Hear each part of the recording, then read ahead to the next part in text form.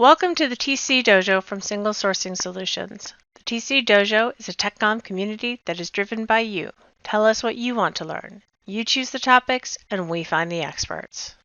We are lucky to have Dr. Jackie Damrow as our visiting Dojo Master. Jackie is a senior data governance privacy analyst from a global commercial real estate company. She holds a doctorate in business administration from California Coast University and an advanced professional degree in business process management from the University of San Francisco. She holds certifications as a business architect, design professional, BPMN, and an information organization and access practitioner at AIIM. She has worked in almost every industry: law, government, research and development, mathematics, engineering, business consulting services, telecommunications, and commercial global real estate. She has developed and delivered online training, instructor-led courses, and workshops on business process modeling, technical writing, and business leadership. And with all of that, she's an STC fellow and volunteer, serving on several committees, including the nominating committee through 2020. It has been my good fortune to get to know Jackie, and I'm grateful she agreed to be our visiting TC Dojo Master today. Good morning, everyone. Good evening, good afternoon, whatever time zone you may be in. Thank you for joining me today. And this is a journey that I'm taking in a new role with my company. So everything I'm bringing to you today are things that I'm learning as I'm in this new role of data governance, privacy, analyst. Primarily, I'm working on things with GDPR, which if you're in Europe, you know what GDPR is. If you're in California, you will soon know what CCPA is, California Consumer Protection Act, and any other United States entity, you will be soon entering into privacy concerns by your state. So this is kind of a what have I learned, and kind of give you some ideas what to look for. And from structured content and unstructured content, my perspectives, because what you think of content as structured and unstructured as a technical communicator is different in the world of privacy. So as I say here, privacy compliance is a journey, and that journey I'm going to take you on today. We're going to talk about briefly, and these are all brief components. I'm not going to go in depth about them, so please, if you have good questions, put them in the chat. If I can't answer them, I will try and get back to you. But I'm going to talk briefly about what is a data governance lifecycle, the stages of data content. There are classifications for data, what is considered personal and sensitive data, and I will provide some examples. Personal examples to me that I've lived in the last 4 to 5 months. What are the data states? And there are 10 facets to setting up a data governance practice. And then, of course, Liz has done an awesome job, but kind of rounded out with who am I and what do you need to know about me that I'm willingly sharing. So to start with, the data governance lifecycle. Starting in the upper right corner, consistency. Everything that we do around data, and data can be database content, it can be words, it can be anything that is a physical attribute or controlled item that your company puts out or you yourself put out as a business owner. You want to make sure that everything that you do is consistent. You follow all the regulations, again, with a lot of these regulations coming out for how to maintain data privacy, to how much information you collect, how you store it, how you dispense with it, who you sell it to. All of this is being now governed and looked at, and people can request that you not do that through either an opt-in box or I want you to remove everything about me. So these are things that are coming. Protection, how you safeguard that information that is in your company. Do you have it behind firewalls? Do you have it controlled where no one else can get it? 2 people might know the access codes to getting it. You have rotating passwords to sign in every day to your development box. These are things we've put into place. So our developers don't like it. It's sort of, if you've heard of the smart card syndrome, where you go to log into your PC and you have to pull out something else, put in something and get a token back, put the token in, or MFA, multi-factor authentication. That's very much what we do on a daily basis now at my company. Compliance.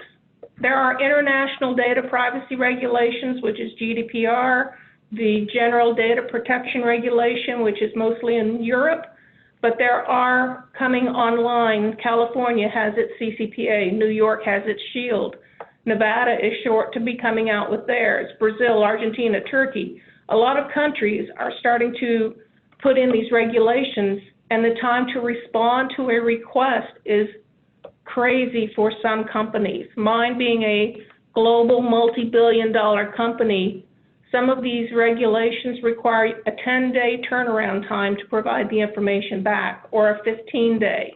30-day is easy to comply with, but a 10 or 15-day for a multi-billion-dollar company to find all the data about someone, difficult.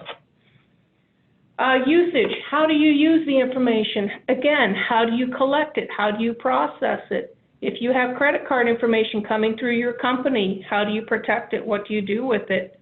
Do you encrypt it? Adaptability, finding data controls that exist in your processes. Again, how adaptive are you, and how can you prevent the bad actors from entering into your world? Accountability, defining your clear rules and ownership. Who in your company really owns the databases? Who owns the servers? Who knows where all the data is? Do you have a good data map of where all this personal, private, sensitive information resides?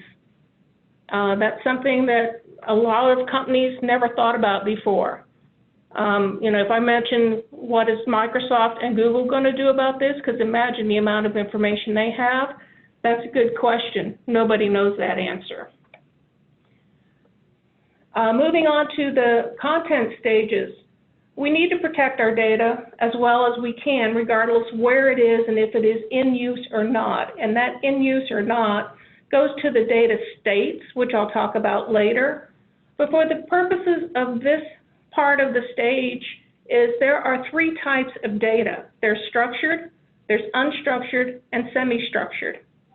The structured data are things that have it's data with a high degree of organization within your company. It could be something that is included in a relational database in SQL. It lives in fixed fields, so you know exactly that information you're collecting goes into something. It's easily searchable by any search algorithm. You can go into your intranet, into a search bar, and say, XYZ, and it's going to give you everything in your database about XYZ. So this is kind of structured data. It knows how to pull it specifically from specific columns, specific fields, that type of thing. The unstructured data is things internal to your structure, but they're not classified, they're not tagged, they're not in a uniform database. They don't conform nicely. They're not readily searchable or usable for someone to do. For example, if someone lodges a litigation against your company, your e-forensics team, can they find all that information? There's a lot of work they have to do to go uncover the unhidden pearls that exist in your company. The structured pearls are easy to find. The unstructured, most difficult. And these are things that data that exists on your corporate network, shared drives, cloud storage, email, social media, surveillance imagery. These are the things that are unstructured unless you have classification states in play, and I'll show you some data classifications. But even that may or may not pull all the information that exists out there. The semi-structured data contains internal tags and markings that identify it, so it could be something that's in an email or XML or JSON, NoSQL. It's semi-structured. It has a structure, but does it make sense? And can you pull it by the type of searches that would need to be done to pull that information, say, this is what we have on John Smith. So the classifications I talked about, you would want to have data classifications as public. This is everything public known to person, to company, and that's your press releases. Anything about your company that's publicly available on their website. Anything that you freely distribute to the general public, that would have a classification of public to the data in the data element. So in the XML world, you would have a hashtag of hashtag public. Then we drop down to the confidential. The risk for disclosure is low to moderate here, because in confidential, you want to protect some things by law, by contract. Company policy may dictate that you can share certain things, but not this thing. And that would be phone directories. Your company phone directory, can you just email that to anybody who asks for it? Internal announcements. There are many times that a corporation will release their quarterly results, for example, and say, do not distribute outside of the company. This is for employee information only. Or it is a presentation that has a confidential or not for external distribution type of tag in the header, footer of the document, whatever it might be. Your internal documents, memo leakage, anything that could get out and be seen as bad to the general public, you wouldn't want. So you would use hashtag confidential. Proprietary steps up one more level. It's moderate to high. This is stuff that is, anyone that has this data is unauthorized or accidental disclosure that could hurt a company. So this would be your source code. So if you develop this nice whiz-bang app out there and somebody gets a hold of your source code and you didn't do it as open source type of an app, then you've just lost all your business credibility. Your business plans, your marketing materials, your trade secrets, and most importantly, your intellectual property. I know we've all heard that about intellectual property. Well, I created it, it's mine. Even though I did it while I was at my employer, it's mine. Not necessarily. Read your employment contracts. Is it really yours or theirs? It just depends on what rules you can work with your legal lawyers, with your HR. But again, intellectual property hurts many companies. And then the highest level is restricted. The things you don't want people to know about you. These are the things that you have to protect by regulation or law. Your financial regulations, your privacy regulations, your securities regulations, if you're on the stock market exchange, if you're in any of that, you have to protect a whole lot about your business and how you do that. And in that restricted category, your personal health information, those in the U.S., we have HIPAA. Every time you go to the doctor, you have to sign a statement that says, yes, I know you have my information and who I want you to share it with or not share it with. You're freely giving the professional the information they need to know to bill your insurance, to bill you, whatever it may be, to know about you. Do you have to do it? No. Do you want to be seen? Well, if yes, you might need to divulge some of that, but what of that do you need to give them? Your Social Security number or your National Identification number. It used to be in the U.S. Social Security number is how we identified ourselves, and then a few years ago it's like, oh, you don't have to carry that on your person anymore. As long as you know what it is, nobody can use that as official form of government ID. So now it's, other forms of ID. Credit card numbers, very highly restricted, especially in this stage of hacking and people stealing stuff from skimming machines on your ATMs, your gas pumps, your grocery stores, your Targets, Walmarts, wherever. Do you put your signature on the back of your credit card? My number one question to you all is, why?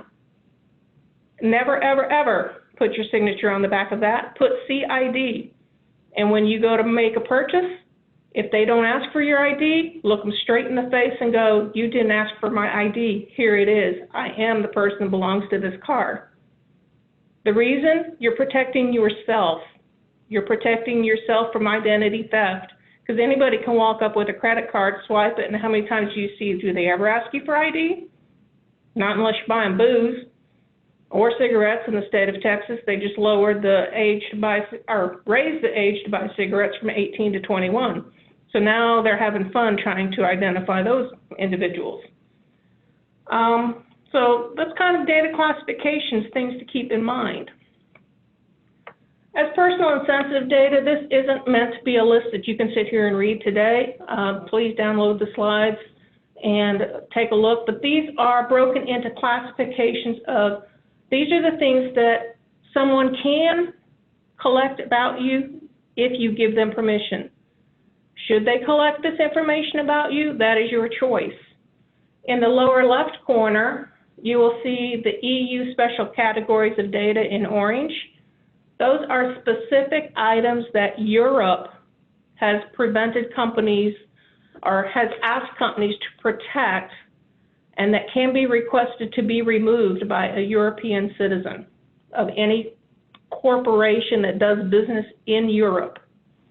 So just because you might be in the U.S., if you do business in Europe, you have to comply with GDPR. And these are some of the things: biometric information, fingerprints, facial recognition, eye tracking, any of that. That can be considered personal. And I basically said I would give you some personal examples. Notice in the EU, it says children's information under age 13. My granddaughter, who I have custody of, goes to daycare. And within the last couple of months, I noticed a change in the sign-in, sign-out process at the daycare. It used to be I walk in, go to a 3-ring binder, find her name, and it's just her name and the classroom that she's in at the daycare before and after elementary school. Well, a couple months ago, I started seeing name, classroom, birth date, the full birth date, month, date, and year.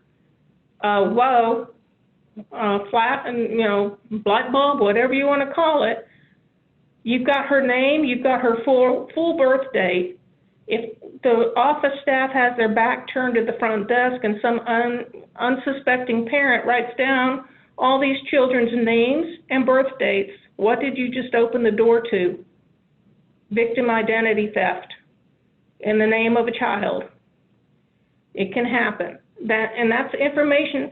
They don't need to know the year she was born. I don't have a problem with the date and the month, but I have a problem with the year because, again, you're exposing information I wasn't asked to expose. And I was told, well, that's the Texas State Licensing Board. They said you can call them and look at and contest that. Well, I went on the state licensing board. I found the law in black and white on their site that says child's name and classroom. There's nothing on there about birth date. I took that back to the daycare director and said, excuse me, that all came off. Everybody's records got taken out. So, kind of a word of warning, watch what's out there, especially about your children.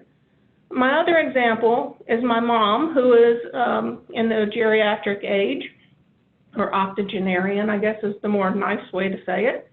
She's older than me. That's easy. She lives in an independent living place. Their place has investors who built the buildings. Those investors have concerns about the building's safety, its structure, because of the type of people that live in that building. They come through and do random visits. And my mother's apartment, for some reason, seems to always be one of the randomly selected apartments to visit and view. Well, this last visit that they came through, the investors, they were taking pictures. And my mom tells me this, and I'm like, well, were they taking pictures of cracks in your ceiling or your baseboards or a dripping faucet, or what were they taking pictures of? Oh, well, the layout, how I had my apartment laid out for this 2-bedroom style. And I'm like, why? And she goes, oh, well, I said, did you sign something? Well, no. I go, well, are they using it for marketing? What are they using it for? Because she's on a first floor level. Her apartment faces the parking lot. So if you figure out the license plates of the cars in front of her window, these pictures were taken, plus the fact that the building across the way is 4 stories. It's a brick building. You can see certain other things outside my mom's window. You pretty much know where my mom lives. Now you know what contents my mom has in her place. Well, guess what? For an octogenarian, what door did that just open? Not that she is in a gated community, but that comes with only some level of security. So again, protecting your privacy is asking the right questions. Why do you want to have that information? What are you going to use it for? Do I have the right to say no? Ask those questions. I can only plead with you. It's something that I didn't even pay attention to before taking this role. I'm more aware now. I ask a lot more questions than I used to. The data stage. You may hear your security professionals in your company talk about data in use, data in transit, data at rest. What the heck does that mean? Data in use is the data that they're collecting, altering, copied, any application you use to provide information. So you'll see some examples. It's Office apps, your cloud apps, your mobile apps. All of this is collecting information. It's sending information back if you've given the provider the authorization to collect it about you. Data in transit, as things are moving from one location to another location, are they going through firewalls? Are they going through VPNs? Do you have to have some secure mechanism? Even Wi-Fi and mobile networks. Lately, in all the LinkedIn articles or news, it's saying don't use public Wi-Fi.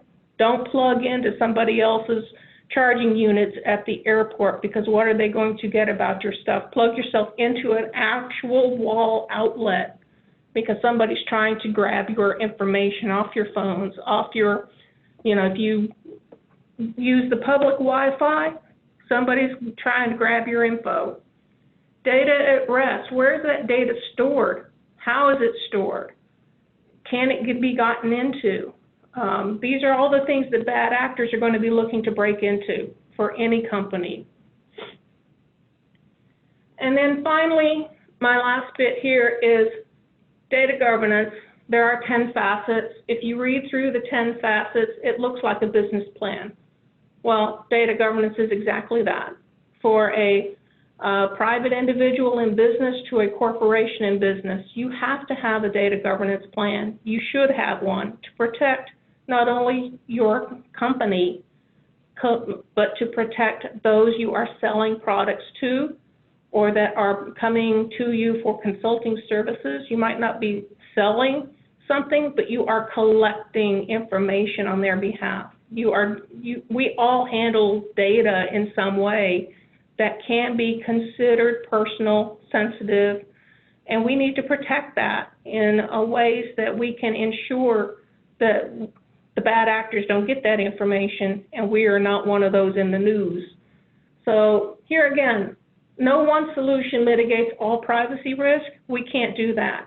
But there is no one-size-fits-all strategy. It all depends on what you're doing, how much you're doing, and to know what the laws are within your state, your country, your region, as to how you are going to be asked to give back that information, and can you deliver that information in the required time.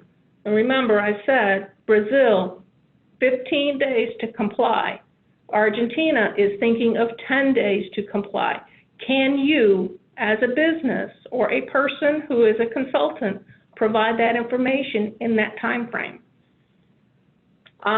Here's where I got most of my stuff. Feel free to look at it. And as I said, that is my spiel. That is me. I inserted myself between Liz and Janet. I love it. I took some liberties, sorry. No, but that is it. So, Liz, questions? Now it's time to type in those questions if you haven't already. And while you do, here's a look at what's coming up. The TC Dojo Mastermind groups are monthly driven member discussion groups where attendees present their specific challenges to a group of their peers in a confidential, supportive environment. A mastermind is a collaborative environment where everyone lends their experience to each other. They can get feedback and advice about topics on their mind in real time from others who've been in their shoes. It's been amazing to participate in and a lot of fun too. We have 3 going on right now. One is everything TechCom, data, topic-based authoring, the specifics of cross-references or graphics. The other two are product-focused on Windchill for IT and ArborText users. These sessions are not free. They're a way to guarantee commitment between the participants. You can sign up at the TC Dojo website at mastermind.tcdojo.org. We know sometimes magic is just having the time to collaborate with someone who's been where you are. All right, here we got a good one. I just got a new credit card and signed it at the back. It didn't ask me to, but now I've done it. Should I ask for a replacement card and not sign it? I would say that if you feel strongly about what you heard from me today, that I would call and ask for a new one. That's just something to protect yourself. Again, that's a personal preference, but I would, in this day of everybody wanting stuff from you, and that way, if you lose your card, one thing to think about is if you're at the airport and you leave your wallet in the x-ray machine for whatever reason, and it's gone bye-bye, well, gone bye-bye in the wrong hands. If they don't have ID, they're going to be hard-pressed, maybe, if the store owners look and ask for ID. And the only way that we can get store owners to start abiding by that is, did you see the CID? Ask for it. A lot of my establishments know that now, and they will ask for it. Even if they know me, I go in there every day, they will still ask me for my ID. They have to by law. Excellent. All right, here's another one. How does data governance reconcile with a growing movement to have a forget me completely in social media? It depends. If you're in the U.S., that is stuff that is still kind of coming out in state legislation. I can't attest to that completely right now because social media is kind of an opt-in, opt-out. You choose to share what you choose out there. I can tell you from my personal experience, I'm very professional on LinkedIn. You will very rarely see me comment. And if I do, it's something that I hold and will stand behind 100%. But I won't go off the deep end and say some things that some of my good friends do. It's not me. Twitter, I refuse to use it. It's just a door that I don't need, and Facebook is a door I don't need in my life. And those are my choices. So if you're using social media, be careful what you put out there, all the pictures about your children and all that. If it's just restricted to your family members, perfectly safe in many cases.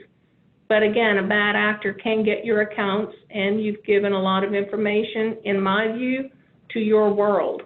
Do you want people to have that view to your world? Excellent. I had another one here. It was about the sign-in sheets for the daycare. Mm-hmm. It was likely that they weren't shredded either at the end of whatever period. They need to hold them for a period of time based on accounting regulations. So you have financial regulations, you have health regulations that state how long things should be retained. So for accounting practices here at my company, we have to retain everything for 7 years. School systems here in Texas, because both of my grandchildren are in special education, their records are retained up to 5 years after they graduate year 12. Wow. And then they're shredded. So I would say that you need to check and find out, because each state could be different in their daycare licensing.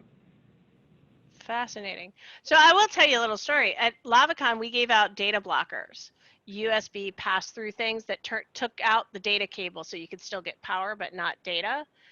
And it was kind of surprising to me. Hardly anybody who came to our booth had ever thought about the issue or had concern, and they didn't really know what it was for. But you know, there's USB ports in your hotel room and the airport and everywhere else. Yeah. And they're stealing your data when you hook up to those. I mean, our company has shut down our use of USB ports on our laptops. They're completely locked down. And when they did that, because everybody carries their personal PC on a USB stick, Everybody started, well, let me just open up my OneDrive and drag from my corporate OneDrive to my personal OneDrive. Wow. Well, that has opened a door nobody thought about, so now they're closing that door. Same thing with Google. Google Docs, in some companies, they outlaw Google or access to Google Drive, Google Docs. That's why. It's a high security risk. Fascinating. I wish I knew how to solve the other side of that, because we all do get things from there too. Yeah, it's very hard. I mean, one company I'll tell you is Rockwell Automation. And so anybody out there on Rockwell can probably attest to this. They do not allow Google Drive at all. Right. So my committees, I have a couple people from Rockwell, and they can't get the documents during the day when I send them because they can't access it till they get home. Thanks for coming to the Single Sourcing Solutions TC Dojo, where it's all about you, what you want to learn. You should always attend a webinar live because you can't ask questions of a video. Subscribe to our TC Dojo mailing list at join.tcdojo.org and never miss another. Every month, we go out and find experts willing to share their expertise based on your votes in the TC Dojo survey. Why should we tell you what to learn? You should tell us. So be sure to vote at survey.tcdojo.org. The TC Dojo is our pleasure to host. As always, if you need more personal help, we're here to take you from the basics to mastery. See you next time.